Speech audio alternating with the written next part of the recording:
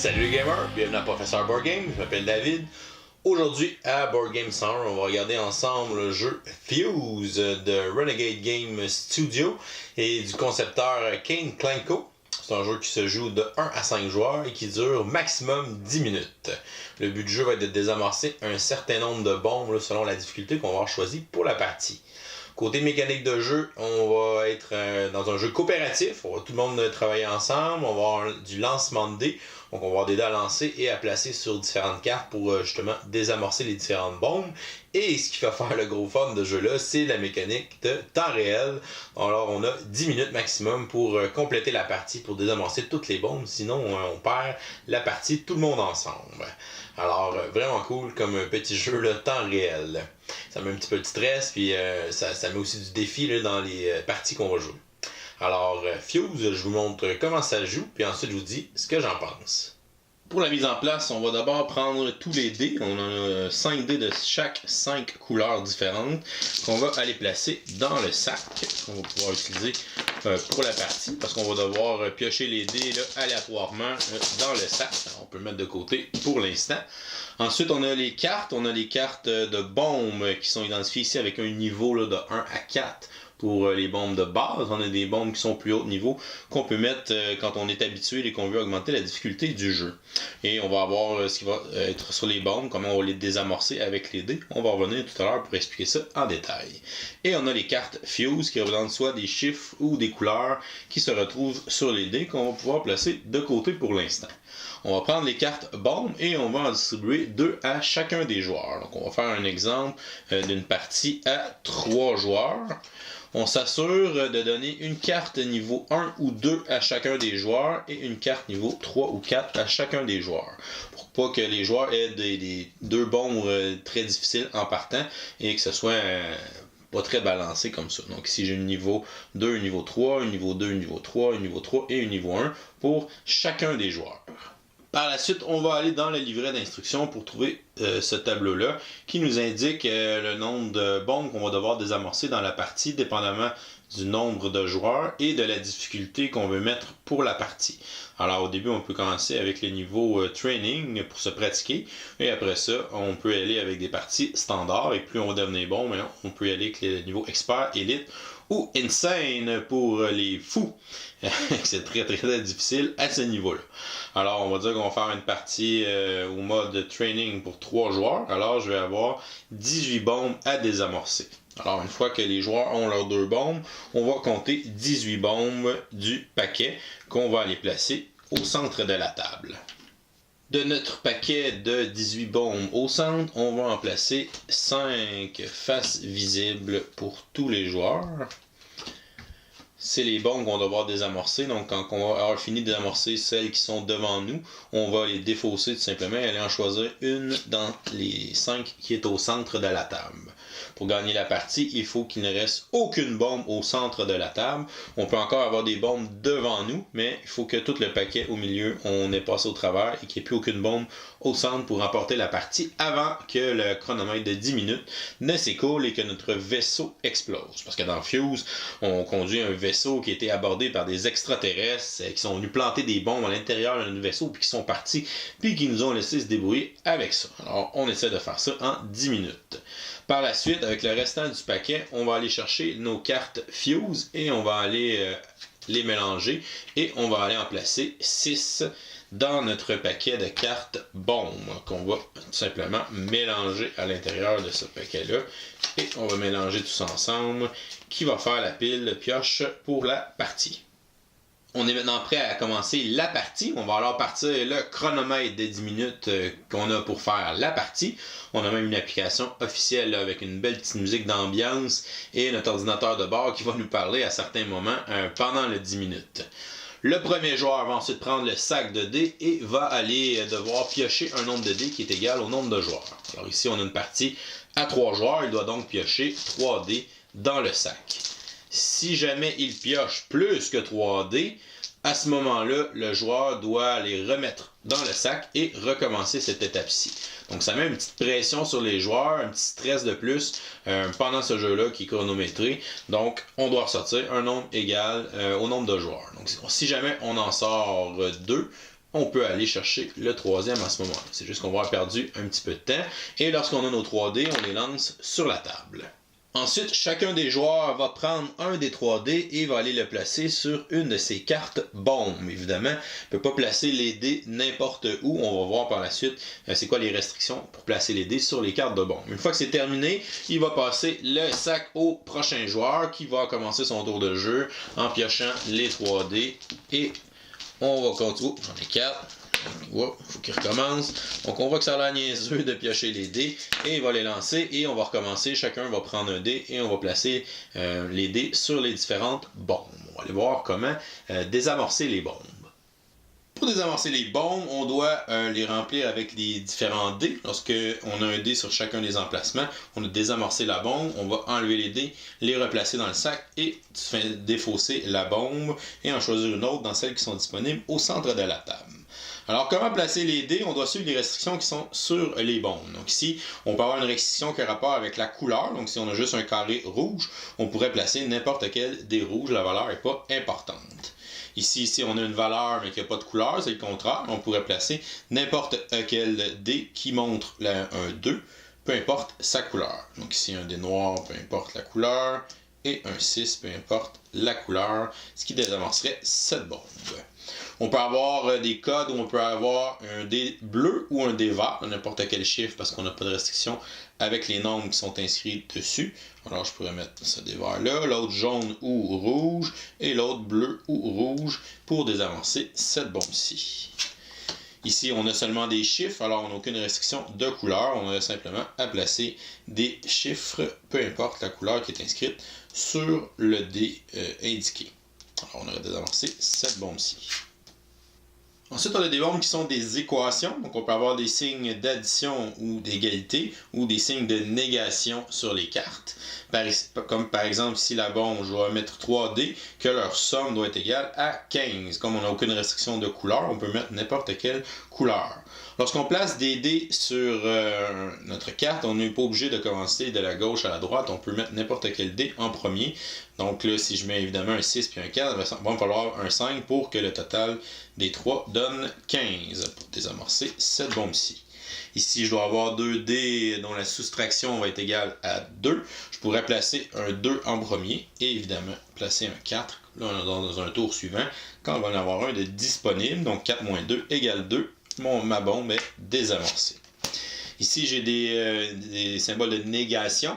J'ai aucune restriction de chiffres. Donc, on voit qu'on a un petit symbole avec les 5 couleurs. Ça veut dire que je peux mettre un dé de n'importe quelle couleur sur cet endroit-là.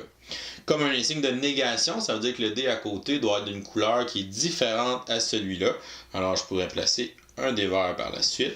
Le prochain dé doit être d'une couleur différente du vert. Donc, je pourrais revenir avec un dé noir et finir avec un dé bleu pour désamorcer cette bombe.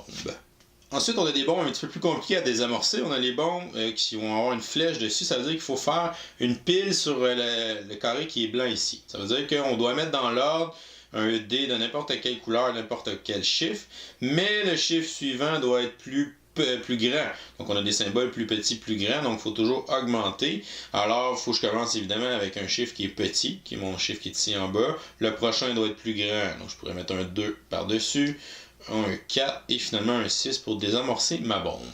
Si pendant qu'on joue, on accroche la pile, à ce moment-là, on la prend au complet et on la remet dans le sac de bombe. Donc c'est aussi pour montrer le petit stress que ça fait là, de jouer à ce jeu-là, faire attention. Donc, une fois qu'elle est désamorcée, on va l'enlever. Ici, j'ai une autre pile. Quand je vais avoir le symbole de point d'interrogation, c'est n'importe quel dé, tout simplement, qu'on peut placer à cet endroit-là. Au début de ma pile, encore une fois, n'importe quel dé. Comme troisième dé sur ma pile, je dois mettre un 1 jaune, donc très spécifique. C'est pour ça que cette carte-là est niveau 4. Et finalement, j'ai 2 autres dés pour terminer ma pile. Faire attention pour que ça tienne en équilibre. Quand elle est terminée, je peux ensuite la défausser. La bombe est désamorcée. Une autre sorte de bombe, on a les pyramides. Donc, on doit faire une pyramide avec les couleurs qui sont indiquées à droite. On va construire notre pyramide sur les carrés qui sont à gauche. Évidemment, on va commencer par la base. Je dois mettre un dé rouge et un dé vert. Donc, je peux commencer avec mon dé vert ici, mon dé rouge. Et une fois que ces deux-là vont être placés, un dé bleu sur le dessus. Et même règle avec les pyramides, si jamais j'accroche mes dés de ma pyramide, si ça tombe, on doit défausser la pyramide au complet. Par contre, avec les pyramides et les piles, les dés qui sont en dessous sont protégés sur les effets de jeu qui pourraient nous faire perdre des dés sur nos cartes qu'on va voir tout à l'heure. Finalement, nous avons les cartes de difficulté 6 qui sont des cartes qu'on ne met pas dans les parties de base, qui sont vraiment là pour augmenter la difficulté là, quand on commence à être habitué. On peut insérer ces cartes-là dans le paquet de cartes bombes. Alors, on a une carte avec deux piles de dés qu'il faut faire. Donc, la première, il faut commencer avec un 1 ou un 4. Ensuite, un 2 ou un 5. Un 3 ou un 6 pour terminer. Et on doit faire une deuxième pile à côté. Donc, un jaune ou un rouge. Un vert ou un bleu. Et un noir ou un rouge. Alors, on a encore plus de risques d'accrocher les piles et de devoir les enlever et de recommencer. Et ça prend beaucoup de dés pour faire ces cartes-là. Quand elle est finie, on désamorce la bombe. Et on a les pyramides à 3 étages. Alors, je commence par l'étage du bas. Donc, un 1 en bas, ensuite un rouge ou un 3. Un 2 par la suite. Le deuxième étage, un bleu ou un noir pour commencer. Et ensuite, un vert ou un 4. Et finalement, mon troisième étage, un des jaunes ou un 5. Ce qui complète la pyramide et qui désamorce la bombe. Encore une fois, on a plus de risque de l'accrocher et de perdre notre pyramide et de devoir recommencer avec ces cartes de bombe-là qui sont optionnelles. Lorsqu'un joueur vient chercher les dés dans le sac et qu'il les lance à son tour de jeu, on sait que chaque joueur doit assigner un dé sur ses différentes cartes. Donc lui pourrait prendre le 6. Ce joueur-là, il peut pas prendre aucun des deux, puis ce joueur-là ici pourrait prendre le dé rouge pour terminer sa pyramide. Comme le joueur qui est restant ici ne peut pas mettre le 3 bleu ni à aucun des endroits sur ses cartes bombes, à ce moment-là, on va relancer le dé. Et chacun des joueurs va perdre soit un dé qui a un 2 indiqué dessus ou un dé bleu. Donc ici, le joueur perdrait ce dé-là qu'on remet dans le sac. Et le joueur ici a un 2, il perdrait ce dé-là. Et le joueur qui est ici a un dé bleu en bas de sa pyramide, mais lorsqu'il est en bas d'une pyramide, mais d'une pile de dés, il est protégé de cet effet de jeu-là. Alors tout simplement, on le remet dans le sac et on va donner le sac de dés au prochain joueur pour pouvoir continuer nos tours de jeu comme ça. Au moment donné, les cartes de bombe vont être terminées. À ce moment-là, on va retirer les dés de la carte. On va la mettre de côté. Et ce joueur-là a maintenant une place de disponible. Ça veut dire qu'il peut aller recruter une des cartes bombes qui est au centre de la table et la placer devant lui pour ensuite placer des dés. Il n'est pas obligé de le faire au moment où il désamorce sa bombe. Il peut attendre de voir ce que le prochain joueur va lancer comme dé pour pouvoir prendre une carte en conséquence, pour pouvoir prendre un des dés qui est là. Ce qui ne serait pas une bonne idée avec ce dé-là. On pourrait prendre celle-là, par exemple, et pourrait, à ce moment-là, prendre un dé comme ça. Lorsqu'une carte au milieu est prise par un des joueurs, on va tout simplement retourner la prochaine carte du paquet de cartes de bombe qu'on a. Et si on a une carte Fuse, ce que ça va faire comme effet, c'est que chaque joueur va devoir perdre un 4. Donc le joueur ici n'a pas de 4, le joueur ici a un 4 qu'on va remettre dans le sac. Et le joueur ici n'a pas de 4. Et on va tout simplement continuer. Et si on a une fuse avec des couleurs, donc les joueurs vont tous perdre un des rouges qui sont sur la carte. Donc ça n'a pas d'effet sur ces deux joueurs-là. Mais le joueur qui est ici perdrait son dé rouge qu'on va replacer dans le sac. Et évidemment, on va tourner des cartes jusqu'à temps qu'on ait 5 cartes de bombe au centre de la table. Les tours vont continuer, vont se succéder au fur et à mesure en passant le sac de dés d'un joueur à un autre. Et lorsque toutes les cartes du milieu vont avoir été faites, que toute la pile va avoir été faite, les joueurs, quand le milieu est vide, vont remporter la partie. Donc on peut avoir quand même des cartes devant nous à la fin pour quand même gagner. Si jamais le timer du 10 minutes se termine avant toutes les bombes soient désamorcées, on perd la partie. Ou si jamais on arrive pour piocher dans le sac et qu'il est vide, à ce moment-là, on va perdre la partie automatiquement. Et voilà, c'est comme ça qu'on joue au jeu Fuse. Je vous reviens avec mon opinion personnelle. Qu'est-ce que je pense du jeu Fuse? Si on regarde les composants du jeu, on a le merveilleux sac dans lequel on va piocher les dés qui est vraiment de bonne qualité, vraiment bien. Les dés aussi, c'est très bien, là, la couleur des dés, donc c'est très visuel, on voit rapidement les différentes couleurs, il n'y a pas d'ambiguïté, quoi que ce soit.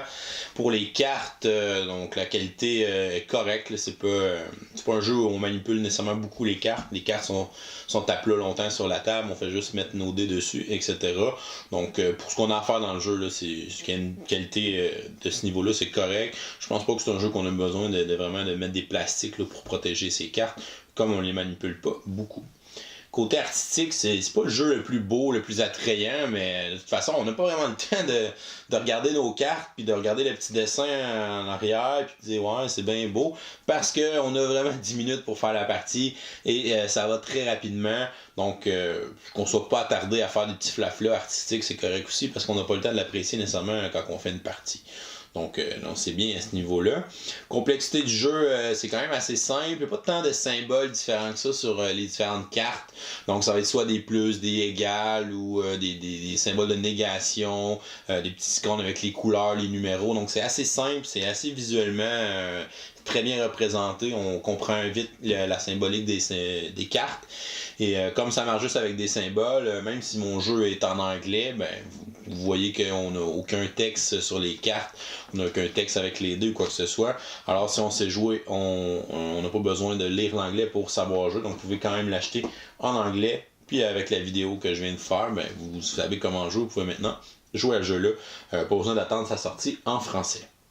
Pour le nombre de joueurs, il se joue de 1 à 5. C'est sûr que si on joue à 1 ou à 2, les règles vont être un petit peu différentes. Donc à 1, on va avoir plusieurs cartes de bombes devant nous et on va pouvoir placer nos dés un peu comme on le veut. On pourrait placer 2 ou 3 dés sur la même carte. Donc on a un petit peu plus d'options qui sont ouvertes à ce moment-là.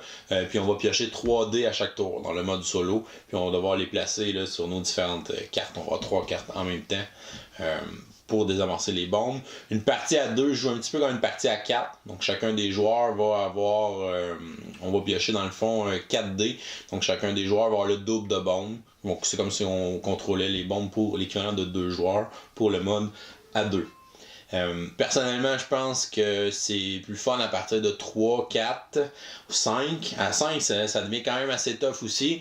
Comme le temps change pas vraiment, dépendant du nombre de joueurs, donc plus on est, c'est sûr que plus le sac va se promener, plus les gens, il faut qu'ils s'habituent, il faut qu'ils communiquent bien ensemble, savoir quel dé, qui prend quel dé à chacun des tours. J'ai joué le plus souvent à 4 joueurs. À 4 joueurs, je trouve que ça fonctionne très bien. Donc oui, on est assez pour que... Il y en a beaucoup, dans le fond, la communication, il faut qu'elle soit bonne. On a encore un bon défi, je trouve, à 4. Fait que vraiment le fun. D'après moi, je pense que c'est un peu son sweet spot, le 4. Dans ce que j'ai essayé, là, c'est ça qui ressortait le mieux pour le nombre de joueurs. Sinon, c'est un jeu qui est vraiment amusant. J'aime les jeux à temps réel, ça met un petit défi, un petit stress pendant qu'on joue. Puis c'est le genre de jeu, il faut qu'on se pratique. Parce que c'est sûr que la première partie que vous allez faire, je vous suggère de prendre le mode le plus facile pour justement vous habituer au tempo du jeu, de voir, ok, il faut quand même qu'on se grouille à prendre les dés, on ne peut pas en jaser pendant 2 minutes à savoir qui prend tel dé, parce que justement, il faut que les tours roulent vite, parce qu'on a du temps pour faire la partie. Donc on fait plusieurs parties, on devient de plus en plus bon, et éventuellement, on finit par gagner des parties.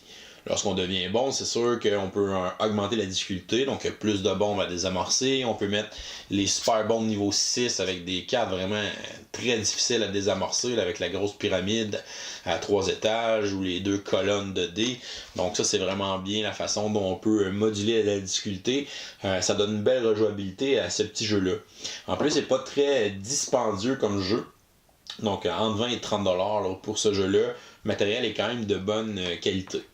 Pour mon appréciation de Fuse, je vais lui donner une note de B+, donc un très bon jeu coopératif qui donne vraiment un bon défi puis qui joue super rapidement, mais c'est intense. Là. On joue pas à ça pour relaxer à la fin d'une soirée. Moi, je vous conseille un petit peu plus d'ouvrir votre soirée de jeu avec une partie de Fuse, donc ça va tout le monde mettre tout le monde dans l'intensité, tout le monde va être mindé après ça à jouer à des jeux, on va tous être réveillés.